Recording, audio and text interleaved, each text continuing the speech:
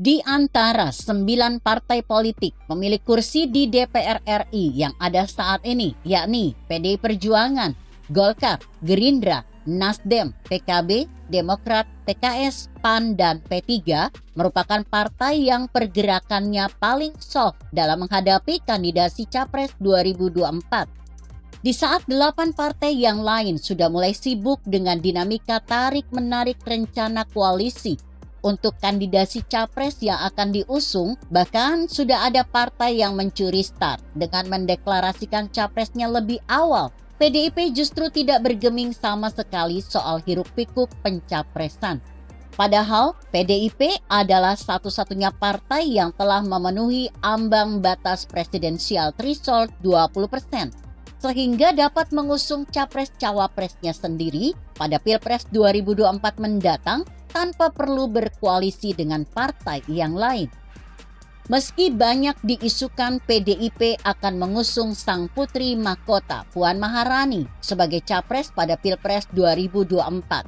Namun nyatanya sampai dengan saat ini PDIP belum mengeluarkan statement resmi sama sekali soal siapa sosok capres yang bakal mereka usung untuk menghadapi Pilpres 2024 mendatang. Seluruh kader PDIP mulai dari level pengurus DPP sampai dengan level kader biasa seolah tabu untuk berandai-andai dan kompak diam 1000 bahasa soal siapa Capres 2024 yang akan diusung PDIP sebelum ada titah resmi dari sang Queenmaker yang mulia Ibu Ketua Umum Megawati Soekarno Putri. Hal ini bisa dimaklumi karena memang proses penetapan nama Capres-Cawapres 2024 yang akan diusung oleh PDIP telah diserahkan bulat-bulat kepada Ketua Umum mereka, Megawati Soekarno Putri. Mengacu pada hasil Rakernas 2 PDIP yang dilaksanakan pada bulan Juni 2022 lalu, ditegaskan bahwa penetapan pasangan calon presiden dan wakil presiden yang akan diusung oleh PDIP pada pemilu 2024 berdasarkan keputusan Kongres 5 Partai, ADART, dan tradisi demokrasi partai adalah hak prerogatif Ketua Umum Megawati Soekarno Putri. Atas dasar hal tersebut, maka sangatlah wajar jika kader-kader PDIP seolah-olah diharamkan untuk mendiskusikan di ruang publik masalah Capres dan Cawapres 2024. Soal menjaga kepatuhan seluruh kadernya dalam menghadapi dinamika pencapresan untuk Pilpres 2024 ini, PDIP memang terbukti tidak main-main. Sanksi teguran lisan yang diberikan kepada Gubernur Jawa Tengah Ganjar Pranowo hanya karena ucapannya yang menyatakan siap untuk dicapreskan di 2024 saat menjawab pertanyaan salah satu media adalah bukti keseriusan PDIP. Padahal pernyataan Ganjar Pranowo tersebut disertai dengan kalimat jika ditugaskan oleh partai.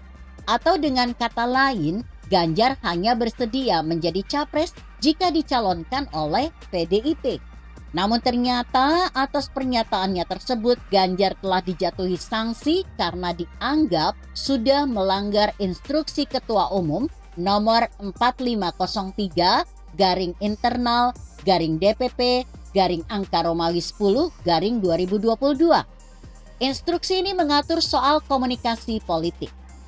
Lebih jauh lagi, PDIP bahkan juga telah menjatuhkan sanksi keras berupa surat peringatan SP kepada beberapa orang kader seniornya yang juga sebagian besarnya adalah anggota DPR RI fraksi PDIP, yakni diantaranya Johan Budi, Masinton Pasaribu, Trimedia Panjaitan, Bambang Wuryanto, Hendrawan Supratikno, dan Utut Adianto karena dinilai terlibat dan menjadi inisiator mencuatnya isu Dewan Kolonel. Dewan Kolonel sendiri merupakan sebuah forum tidak resmi atau sekelompok kader-kader senior PDIP yang secara terang-terangan menyatakan kepada media massa bahwa mendukung pencalonan Puan Maharani untuk maju sebagai calon presiden 2024. Bahkan, sanksi yang lebih berat lagi juga dijatuhkan oleh Dewan Kehormatan PDIP kepada Ketua DPC PDIP Solo, FX Hadi Rudiatmo.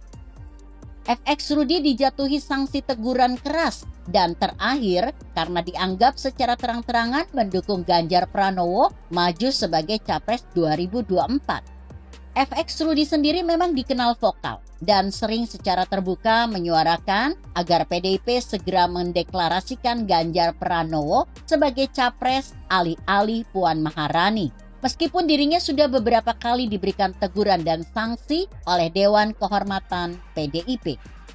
Berkaca pada suksesnya partai berlambang kepala banteng ini dalam memenangkan kontestasi Pilpres 2 kali berturut-turut, yakni di tahun 2014 dan 2019 yang lalu, hal itu menunjukkan bahwa strategi sumbat mulut ala PDIP memang telah terbukti ampuh untuk mencegah terjadinya perpecahan antar kader dalam menyikapi dinamika pencapresan.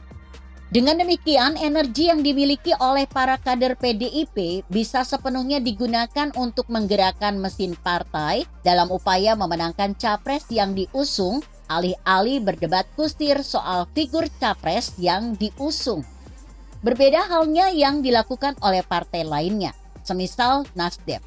Pasca pendeklarasian Anies Baswedan sebagai capres yang akan diusung oleh Nasdem pada Pilpres 2024, beberapa kader partai Nasdem langsung tercatat ada yang bereaksi dengan melakukan pengunduran diri dari partai karena merasa tidak sejalan dengan keputusan DPP Nasdem atas pencalonan Anies Baswedan sebagai capres yang akan diusung pada Pilpres 2024 mendatang.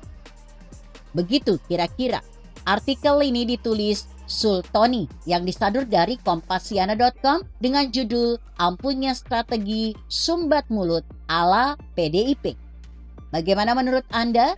Jika Anda berpendapat lain, tuliskan komentar Anda di bawah ini. Saya Emma, Karisma 90.